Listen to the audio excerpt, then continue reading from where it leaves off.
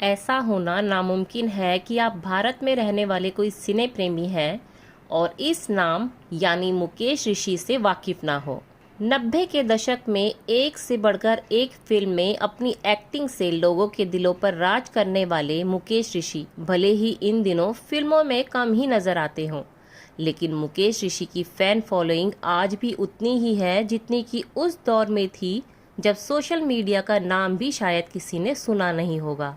आज हम आपको हिंदी सिनेमा के डेंजरस विलन मुकेश ऋषि की ज़िंदगी का किस्सा बताएंगे और आपको मुकेश ऋषि का ये किस्सा ज़रूर पसंद आएगा। 19 अप्रैल 1956 को मुकेश ऋषि का जन्म जम्मू कश्मीर के कठुआ में हुआ था। इनका परिवार स्टोन क्रशिंग यानी पत्थर तोड़ने के बिजनेस में था। बचपन में मुकेश को क्रिकेट में काफ़ी दिलचस्पी थी। मुकेश ने स्कूल लेवल पर काफ़ी क्रिकेट भी खेला है। मुकेश क्रिकेट में कितने माहिर थे इसका अंदाज़ा इस बात से लगाया जा सकता है कि अच्छा क्रिकेट खेलने की बदौलत मुकेश को स्पोर्ट्स कोटे से पंजाब यूनिवर्सिटी में दाखिला मिल गया। यूनिवर्सिटी की टीम में भी ये उपकप्तान बन गए। इसी दौरान घर वालों ने अपना कारोबार मुंबई तक फैला लिया। फिर एक दफ़ा मुकेश ऋषि को मुंबई जाने का मौका मिला। मुंबई जाकर ये अपनी फैमिली बिजनेस में लग गए, लेकिन इनका मन उस बिजनेस में लग नहीं रहा था। वहीं दूसरी तरफ इनकी अच्छी खासी कद काठी और इनकी शानदार पर्सनैलिटी देखकर कई लोग इन्हें फिल्मों में काम करने की सलाह भी दिया करते थे। हालांकि उस समय तक मुकेश को फिल्मों में काम करने में ज़रा भी दिलचस्पी नहीं थी। मुकेश जब फैमिली बिजनेस से पूरी तरह ऊबने लगे तो इनके घर वालों ने इनके दिल के हाल को समझते हुए इन्हें छूट दी कि ये अपनी मनमर्जी का काम चुन सकते हैं। मुकेश को बस इसी मौके की तलाश थी। मुकेश ने पासपोर्ट बनवाया और फिजी आइलैंड पहुंच गए। वहां पहुंचकर मुकेश एक छोटी सी नौकरी करने लगे। दरअसल फिजी में मुकेश के पिता के एक दोस्त रहते थे और उनका वहां पर एक डिपार्टमेंटल स्टोर था। मुकेश उसी डिपार्टमेंटल स्टोर में नौकरी करने लगे। यहाँ पर इनका साथ देने के लिए इनकी गर्लफ्रेंड केशनी भी मौजूद थी। केशनी फिजी आइलैंड की ही रहने वाली थी और कॉलेज के दिनों में ये भारत में मुकेश ऋषि के साथ पंजाब यूनिवर्सिटी में पढ़ती थी। कॉलेज के दिनों में ही दोनों के बीच दोस्ती हुई थी और फिर ये दोस्ती प्यार में बदल गई। फिर फिजी आइलैंड पर ही मुकेश और केशनी ने शादी कर ली। केशनी ने ही उन्हें उस कोर्स के बारे में जानकारी दी थी जिसमें रैंप वॉक और कैट वॉक की ट्रेनिंग दी जाती थी। मुकेश ने केशनी के कहने पर वो कोर्स ज्वाइन कर लिया और नौकरी से समय निकालकर मुकेश वहां क्लास अटेंड करने लगे। इस दौरान हालात कुछ ऐसे बने कि मुकेश ने जैसे ही अपना ये कोर्स पूरा किया उन्हें काम के सिलसिले में न्यूजीलैंड जाना पड़ा। न्यूजीलैंड में काम के दौरान ही एक दिन ऐसे ही घूमते घूमते मुकेश एक मॉडलिंग एजेंसी पहुंच गए। मॉडलिंग एजेंसी वालों को मुकेश की पर्सनैलिटी काफ़ी पसंद आई। उन्होंने मुकेश से कैटवॉक करवाई और उसके बाद उन्हें सिलेक्ट कर लिया। अगले ही दिन मुकेश को एक मॉडलिंग असाइनमेंट भी ऑफर कर दिया गया।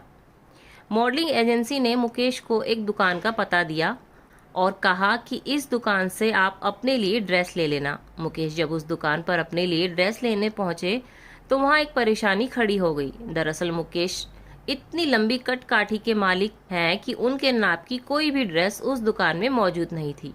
किसी तरह ड्रेस की ये प्रॉब्लम सुलझाई गई और मुकेश ने अपना वो मॉडलिंग असाइनमेंट पूरा किया। उसके बाद तो मुकेश के पास मॉडलिंग के ऑफर्स लगातार आते रहे और इन्हें बराबर काम मिलता रहा। न्यूजीलैंड में ये अपने स्टोर मैनेजर की नौकरी के साथ साथ मॉडलिंग भी ढंग से कर रहे थे और बढ़िया पैसे भी कमा रहे थे। अब तक मुकेश को अंदाज़ा भी होने लगा था कि ज़िंदगी उन्हें किस तरफ ले जाना चाहती है। मुकेश न्यूजीलैंड में मॉडलिंग जगत में नाम कमाने लगे थे। लोग इनको पहचानने लगे थे। लेकिन इसी दौरान मुंबई में इनकी बहन की शादी तय हो गई। बहन की शादी में शरीक होने के लिए मुकेश न्यूजीलैंड से मुंबई आ गए। इस दौरान उन्होंने अपने बड़े भाई से अपने दिल की बात बताई और उनसे कहा कि वो अभिनेता बनना चाहते हैं और फिल्मों में काम करना चाहते हैं। भाई ने इनकी पूरी बात सुनी और इनसे कहा कि तुम अब बड़े हो गए हो, अपनी मर्जी के मालिक हो, समझदार भी हो, इसलिए जो मन में आए वो करो। बस इतना ध्यान रखना कि जो भी काम करना वो मन लगाकर करना। भाई के मुंह से ये बात सुनकर मुकेश को काफ़ी अच्छा लगा और इन्होंने वापस लौटकर न्यूजीलैंड ना जाने का फैसला किया। हालांकि मुंबई में इन्होंने अपनी शुरुआत एकदम शुरू से की। मुकेश ने अक्ल से काम लिया और उन्होंने यूं ही डायरेक्टर्स और प्रोड्यूसर के दरवाजे पर धक्के खाने की बजाय पहले एक्टिंग की बारीकियां सीखना उचित समझा।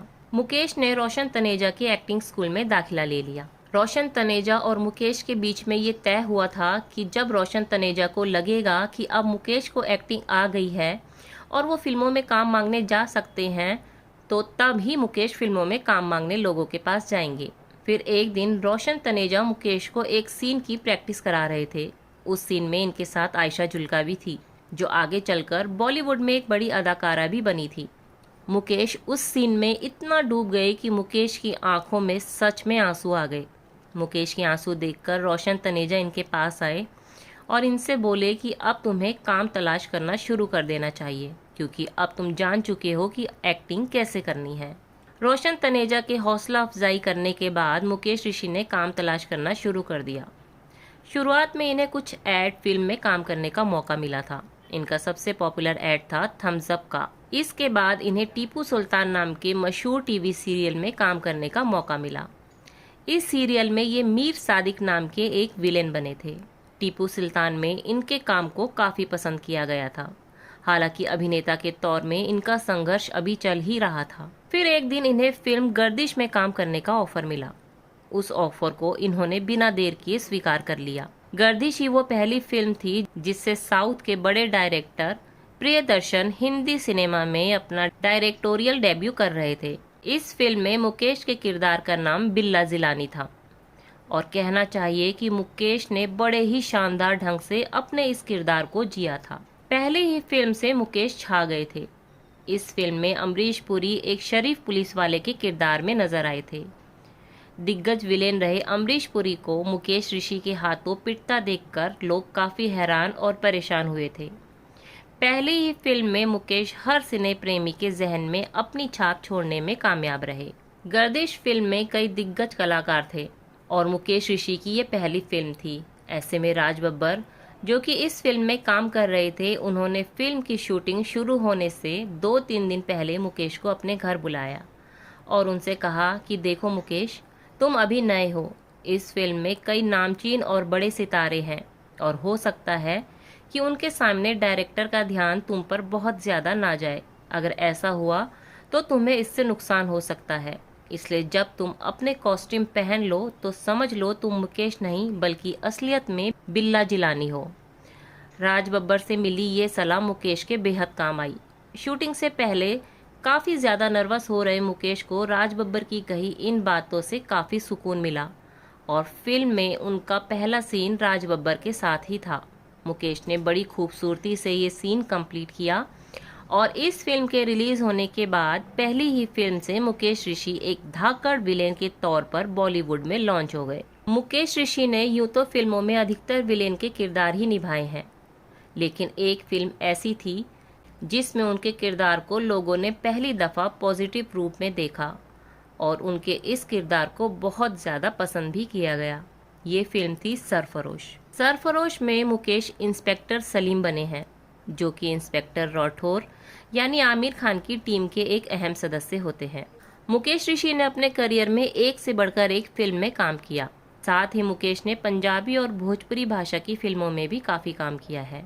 इन दिनों ये हिंदी फिल्मों में कम ही नजर आते हैं, हालांकि साउथ की फिल्मों में ये अभी भी एक्टिव हैं। इनके नक्शे कदम पर चलते हुए इनके बेटे ने भी एक्टिंग को ही अपना करियर बनाया है और इनका बेटा निडर और द ग्रेट इंडियन एस्केप जैसी फिल्मों में नजर आ चुका है। इन 2 फिल्मों से ही इनके बेटे ने साबित कर दिखाया है कि वो भी अपने पिता की तरह काफी टैलेंटेड है।